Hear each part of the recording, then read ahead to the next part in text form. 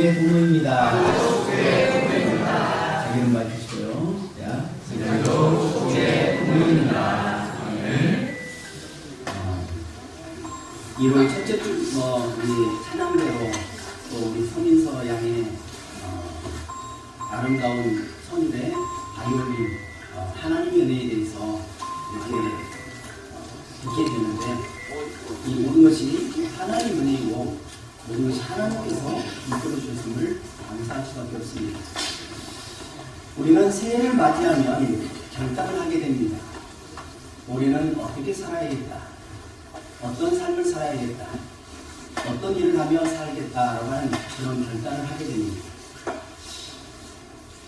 새해를 맞이하고 또 새 학기를 맞이하고 또 새 직장과 새로운 일을 하게 되면 사람은 거의 대부분이 주먹을 불끈 쥐고 새롭게 살겠다고 소망하고 결단하게 되는 거죠.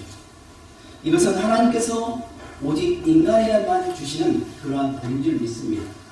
동물과 같이 본능에 지배받는 것이 아닌 스스로 생각하고 판단하고 행동하고 또 이런 자기 의지를 가지고 우리는 동물과 다른 인간다운 삶을 통해서 하나님 앞에 영광 돌리는 그러한 저와 여러분 되시는 주님을 축복합니다. 그래서 저는 오늘 여러분과 함께 마태복음 3장 1절에서 3절로 사명자로 부르심을 받은 사람 세례 요한을 통해서 은혜를 받고 2024년 새해를 시작하기를 바랍니다. 2010년도 3월 26일자 후회 없는 삶을 위한 사명자의 삶이라는 설교에서 간증 부분만 일부를 인용했습니다. 어느 서울의 대학에 학생을 가르치고 있는 40대 중반의 여교수님이 계셨습니다. 어느 날 몸에 이상이 와서 복부 쪽에 통증이 있어서 진찰을 받았는데 그만 장우감이라는 그런 판정을 받게 되었습니다. 그래서 어떻게 할까 고민하다가 당분간은 가족들이 앉지 않았습니다. 그리고 혼자 항암 치료를 하기 위해서 병원을 찾았습니다. 그래서 원자력 병원을 다니면서 그 병원의 환자들 대부분이 가서 보니까 같은 암 환자였던 것입니다. 거기서 그분은 두 가지를 깨달았다는 것입니다. 하나는 암 환자가 이렇게 많다는 것을 그때서야 비로소 알았다는 것이고, 또 하나는 그렇게 많은 암 환자가 있는데 보호자인 가족이 와서 간병하는 경우는 거의 없다는 것을 깨달았던 것입니다. 어쨌든 병원에 간 첫날 항암 치료를 마치고 나오는데 어떤 분이 손짓을 하며 나를 도와달라고 그렇게 이야기합니다. 그래서 그리 어렵지도 않고 그래서 시간이 많이 걸린 것도 아니기 때문에 가서 도와주었습니다. 그러고 나서 보니까 그분을 자세히 보니까 중증 환자인데도 보호자가 없이 살아가는 사람이 주위에 참 많았습니다. 그날 그 교수님이 병원의 문을 나서면서 지금까지 자기가 살아온 삶을 되돌아보니까 여태껏 자기 자신만을 위해서 열심히 살았지 남을 위해서 살아온 것이 거의 없었다는 그런 생각을 하게 되었습니다. 근데 자기 앞에 암이 걸려서 보니까 그 순간부터 마음이 새롭게 바뀐 것입니다. 내가 다른 사람을 위해서 살 수 있을까? 내가 다른 사람을 위해서 조금 헌신하며 살면 어떨까라고 하는 그런 여유로운 마음이 생겼던 것입니다. 그래서 자기 스스로 일을 해결하지 못하는 그러한 분들을 도와줘야겠다라고 하는 그런 결심을 하게 됐습니다. 그리고 다시 병원에 치료받으러 가는 날 병원에 들어가자마자 많은 사람들이 손짓합니다. 여기 오세요, 여기 오세요 하면서.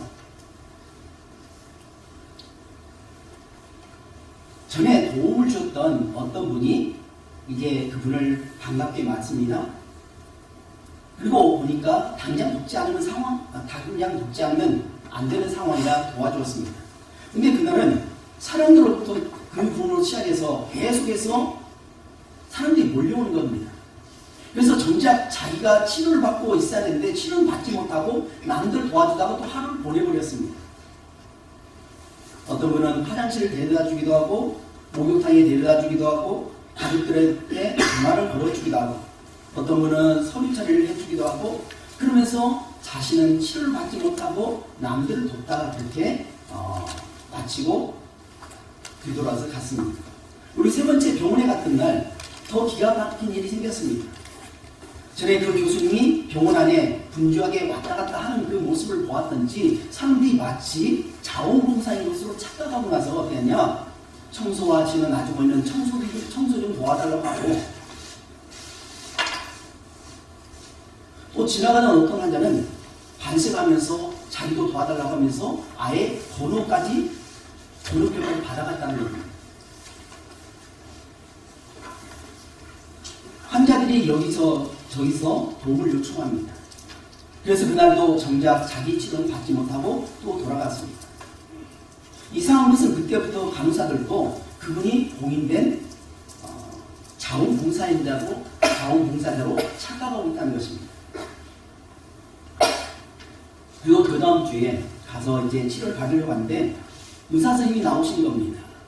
근데 의사 선생님 혼자 나온 것이 아니라 다른 의사 선생님과 함께 한 20여 분이 모여서 회의를 하면서 정중하게 많은 겁니다. 그러면서 회의실로 이렇게 인도하면서 뭐라고 하느냐? 죄송합니다. 저희가 오진을 했습니다.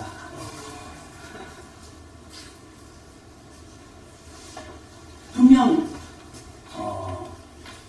의료적으로 봤을 때는 이것이 암인데, 자궁암인데 자궁암이 아니었고 그와 비슷한 무언가 있어서 이제 그것을 어떻게 할까 저희 회의 중이었고 정말 죄송합니다 라고 그렇게 사과를 했다는 것입니다. 그러자 더 웃긴 것은 이 여교수님의 대답입니다. 가끔 오진도 쓸모가 있네요 하고 왔다는 겁니다. 사실 짧은 이야기지만 이분이 이런 대답을 할 수 있기까지는 얼마나 많은 갈등을 했겠습니까? 자신은 이제 젊은 나이에 암에 걸려서 이제는 언제 하나님 부르실지 모른다는 그런 생각을 가지고 살았는데, 그것보다도 자기를 필요한 사람들을 위해서 열심히 일을 하다 보니까 오히려 자신의 삶이 바뀌었고, 이제는 아예 시야를 내어서 그 교수님이 그 병원을 다니면서 자원봉사를 했다고 하는 그 목사님의 설교 중에 일부 간증이었던 것입니다. 사랑하는 성도 여러분, 방금 말씀드린 여 교수님은 자신에게 오진이 내렸던 의사나 병원에 대한 원망하기보다는 그것은 오히려 헌신의 자리로, 사명의 자리로 생각하고 자신의 사명을 깨닫는 더 행복을 가져왔다는 사실입니다. 오늘 우리에게도 어떤 계기를 통해서 사명을 깨닫고 전심전력으로 감당할 때에 하나님께서 우리에게 허락하시기로 작정한 놀라운 생명 멸류관, 또 의의 멸류관을 얻는 축복을 얻기를 주의 이름으로 축복합니다. 오늘 보면은 우리가 잘 알고 있는, 특히 알고 있는 그 세례요한에 관한 이야기입니다. 세례요한은 자신을 가리켜서 광야에서 외치는 자의 소리라라고 고백하고 있습니다. 이사야 40장 3절에 보면 외치는 자의 소리여 이르되 너희는 광야에서 여호와의 길을 준비하라, 사막에서 우리 하나님의 대로를 평탄하게 하라 라고 말씀하였습니다. 이사야 선지자는 유대인들이 바벨론에서 귀환할 때에 광야에서 한 사람이 나타나서 여호와의 길을 예비하며 또 사막에서 하나님의 대로를 평탄케 하실 것이라고 그렇게 예언한 바가 있습니다. 메시아가 임할 때에 그런 역할을 하는 사람이 바로 세례요한 자신이라는 것을 말씀해 줍니다. 그러면서 세례요한은 이렇게 말합니다. 나는 결코 메시아가 아닙니다. 나는 단지 그분의 길을 여는 준비하는 사람일 뿐입니다. 그는 뭐라고 하느냐? 나는 그분의 신발을 끈도 풀기에 감당하지 못한다 라고 했습니다. 당시에 유대인들은 신을 신었는데 여러분처럼 구두를 신는다든지 운동화를 신는다든지 그런 것이 아니라 샌들을 신었습니다. 먼지가 많겠죠. 그래서 그 샌들을 신는데 손님이 오게 되면 집집마다 돌 항아리가 있잖아요. 항아리에다가 그 물을 담아놓고 손님이 오면 물을 떠다가 그 발에 신에 물을 붓고 그들의 신발을 끌어가지고 발을 닦아주는 그 일을 감당했습니다. 신발을 풀고 벗기고 하는 그 일은 누가 하느냐? 종이 한다는 겁니다. 많은 사람들이 지금 세례요한을 향해서 주목합니다. 그토록 기다렸던 그 메시아가 바로 당신입니까? 라고 하는 그 요구에 대해서 보통 사람 같으면 아예 입을 뚝 다물고 마치 그런 것처럼 아니면서도 긴 것처럼 그렇게 이야기할 상황인데 그는 결코 그렇게 말하지 않습니다. 나는 그분이 아닙니다. 나는 광야에서 외쳐지는 소리입니다. 라고 얘기했다는 겁니다. 여러분, 소리가 무엇입니까? 소리는 실체일까요? 실체가 아닐까요? 소리는 실체일까요? 실체가 아닐까요? 실체가 아니라 실체. 소리는 실체가 아닙니다. 뭔가 어디서 박수를 탁 하고 치면 그 박수 소리를 공기의 진동에 따라서 울려지는 겁니다. 다시 말하면 세리요한의 등장은 자신이 실체가 아니라 바로 뒤에 오신 예수 그리스도, 어린 양으로 오신 예수 그리스도, 십자가에 못 박혀 죽으셔서 인류의 죄값을 담당하신 그 메시아 예수 그리스도를 길을 예배하는 광야에서 외치는 소리라라고 그렇게 고백했다는 겁니다. 이것은 자신을 비하하는 것이 아닙니다. 비록 그리스도와는 대조할 수 없을 정도로 그는 천박하지만 그 길을 예배하는 선구자라는 직분을 가지고 있었기 때문에 그처럼 영광스러운 일도 없다고 선포했던 것입니다. 세리요한의 사역은 매우 중요한 역할을 했습니다. 그는 구약의 시대가 끝나고, 그러니까 말라기로 끝나잖아요. 말라기가 끝나고 마태복음까지 단 한 페이지 차이입니다. 한 페이지 차이지만 그 한 페이지 사이는 무려 400년이라는 세월이 차이가 있습니다.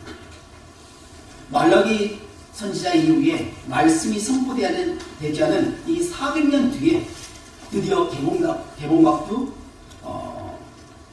신약시대의 문을 열고 시선 집중, 자신들에게 모든 시선이 쏠려있는, 자신의 모든 시선이 쏠려있게 만들고 또 주인공이신 하나님 아들 예수 그리스도를 등장시키는 그러한 역할을 한다는 겁니다.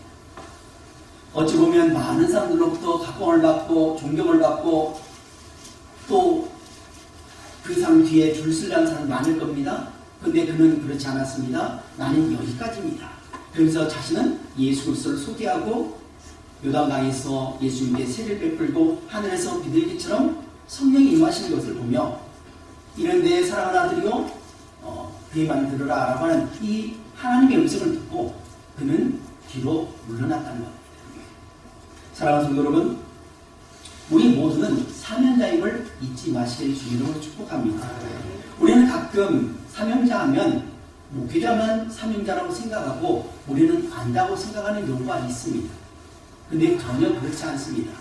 목사도, 장로님도, 권사님도, 집사님도, 우리 성도님도, 학생, 어린이 모두 하나님께서 이 세상에 숨을 쉴고 살아갈 수 있도록 허락해 주신 모든 인간에게는 다 사명이 있습니다.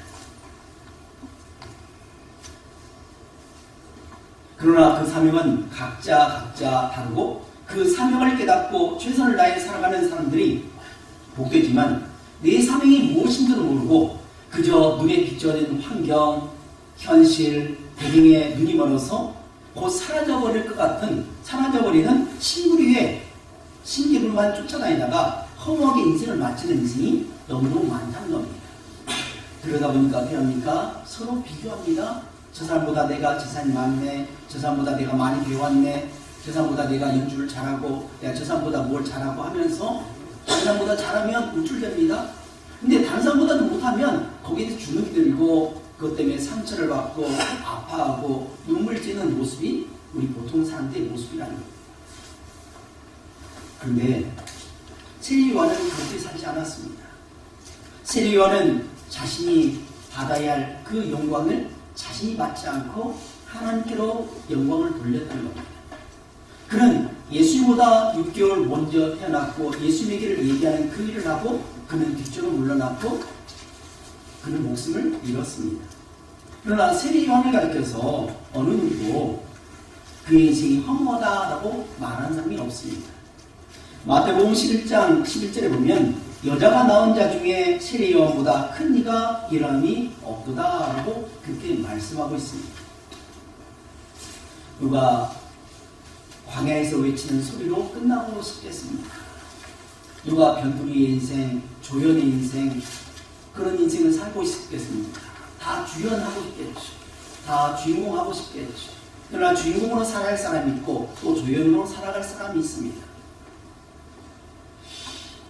우리 주위에는 피아노가 있죠. 피아노에는 도에서부터 또 도까지도 각 음계가 있습니다. 도와 시와 파의 음이 다 다릅니다. 도를 치면 도의 음이 나옵니다. 시를 치면 시의 음이 나옵니다. 그런데 그 음이 한국산 피아노하고 미국산 피아노하고 그 음이 다를까요? 전혀 다르지 않습니다. 한국산도 도의 음이 같고 미국산도 도의 음이 같고 또 시 음이 같고 각각 다릅니다. 같습니다. 내가 어디에 있든 어떤 상황에 있든 상관없이 우리는 우리의 역할을 감당하는 겁니다. 성도는 성도의 역할을 감당하며 열심히 예배하고 봉사하고 또 그런 것이 여러분의 사명이고 또 여러분이 만나는 사람이 저보다 훨씬 많습니다. 제가 만난 사람이 먼저도 한계가 있습니다. 근데 여러분은 직장에서, 사업장에서, 생업에서, 일터에서, 많은 학교에서 많은 사람을 만날 때 어떠냐? 나를 통해서 그리스도의 이야기를 드러낼 수 있는 삶을 산다면 그 사람은 사명자의 삶을 살아간다는 겁니다.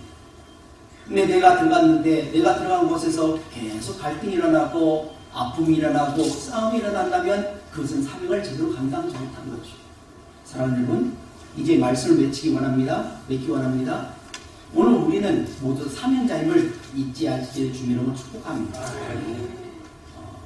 세리 요한이 사명자로 쓰임을 받았던 것처럼 하나님께서는 2024년 한 해 동안 저와 여러분의 직업, 일터와 환경, 또 학교에서, 직장에서, 생업에서 여러분을 통해서 하나님이 영광을 받기 원하십니다. 그래서 때로는 눈물 지을 때도 있고 때로는 슬플 때도 있고 때로는 가슴 아파할 때도 있을 수 있습니다. 그때마다 어떻게 하냐? 하나님께서 나를 가장 귀하게 여기시고 나를 본하게 해서 십자가에 못 박아 주셨는데 내가 무엇인지를 다 깜짝입니다. 그래서 처음에서도 말씀드렸듯이 이 여교수님이 암에 걸려서 정말 힘든 그런 상황이 있었지만 누군가의 도움을 요청했을 때 그 도움을 주었을 때 자신의 사명을 깨닫고 이제는 아예 자원봉사로 나섰던 것처럼 우리들도 그런 모습으로 영광 누리는 저와 여러분의 주님으로 축복합니다. 기도하겠습니다.